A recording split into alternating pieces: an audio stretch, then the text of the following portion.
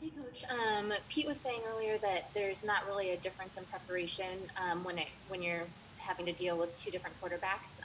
But what similarities or differences do you see in Daniel Jones versus Colt McCoy? There's a lot of similarities. They're both really good quarterbacks, smart.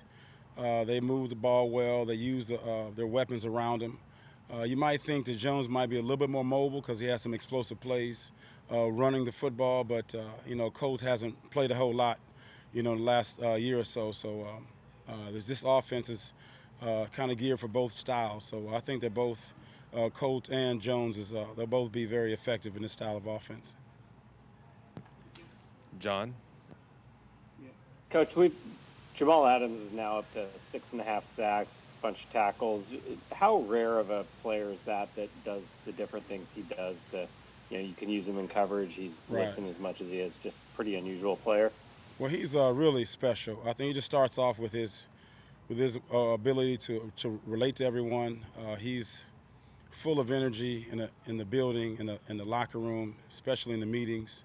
So much, just so much going on in his body, and he's eager to learn. He's really excited to be here. And then once you get to the field, he's a weapon. He has this ability to explode.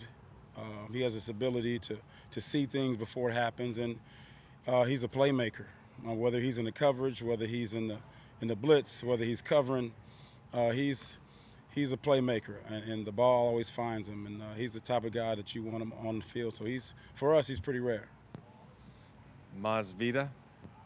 Hey, Coach. KJ Wright was nominated Art Rooney Player of the Year award. I'm just wondering, since you've known him for a day or two, I'm just wondering if you just talk about, because what are the traits there is integrity, just his integrity on the field and what he does off the field. Oh, you say KJ, right? Yeah, KJ. I'm sorry. Yeah, Yeah. KJ. Okay. KJ's, as you know, being around him, he's just a model of consistency.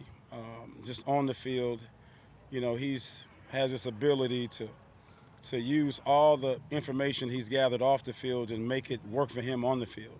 He doesn't forget anything. He sees everything. He makes everyone around him better, and then everyone knows how smart he is and how he uses information.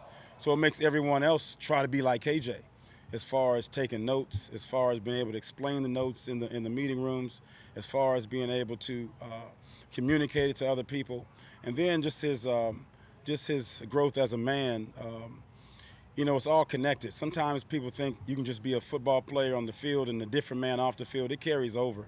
His discipline, his approach, his ability to communicate, and just him being a fine person, it correlates and it goes over to him off the field as well. So he's certainly an example to be a clean, smart player on the field. You can be the same way off.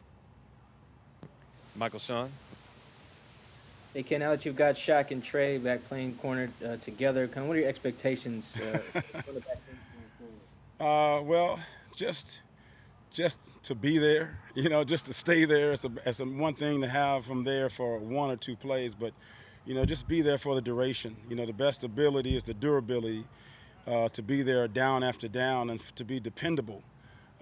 So it's a matter of having the guys get trust that we're going to have our corners there every week, and being able to communicate with them and make certain plays. You see what the type of impact Shaq makes on the field. The ball's thrown up, he knocks it down. He's really tight in the coverage.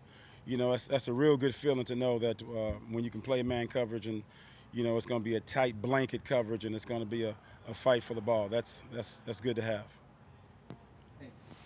Bob? Yeah, Ken. Now that you've had 4 or 5 games, really getting a look at Jordan Brooks. Just what do you sort of thought about him and his progress this year? Well, very happy with his growth. Come in, he was really quiet.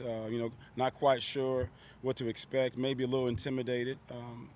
But just the growth, him getting used to the players around him, and then the players around him getting used to his style and his personality, and then just knowing he's the type of guy that he doesn't say much in the locker room, doesn't say much in the meeting room, but once the game starts and the lights come on, he just flips that switch. A switch comes on and he steps out, and it's really good to see.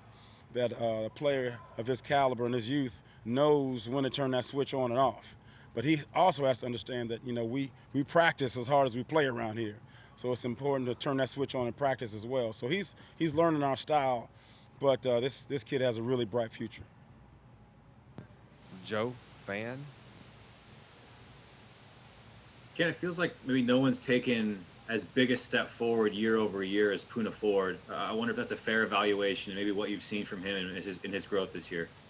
No question. If you watched our D-line and watched Poona, his growth over the last few years, just seeing him come in as a young guy that no one had any expectations to becoming a starter, to becoming a guy that can play on first, second, and now third down, to becoming a really dominant player in his position and making plays on the perimeter, up the middle, being able to drop back into coverage, and still doesn't say a word. I mean, he speaks volumes with his actions, with his motions, with his play.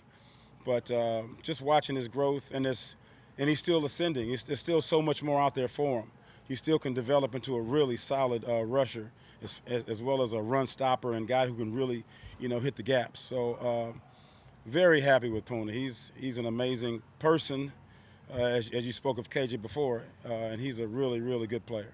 Sorry, just to follow up on the pass rush part of it, we've really seen that come on of late.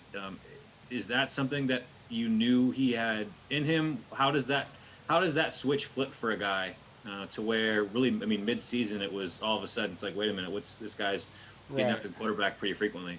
Well, I don't know if it's a switch that flips. It's just a matter of working, putting in the work day after day, showing up to the meetings, going out to working in the pass rush moves, just continually watching the film and working and working and working. Before you know it, you've developed into a pass rusher. So, you don't know how you're going to develop. You just know that you're going to develop into something if you're out there working day after day. And he's just a model of consistency, hard work, and he just works at it. He wants to be on the field for 3 downs, and he's going to do everything he can to work it.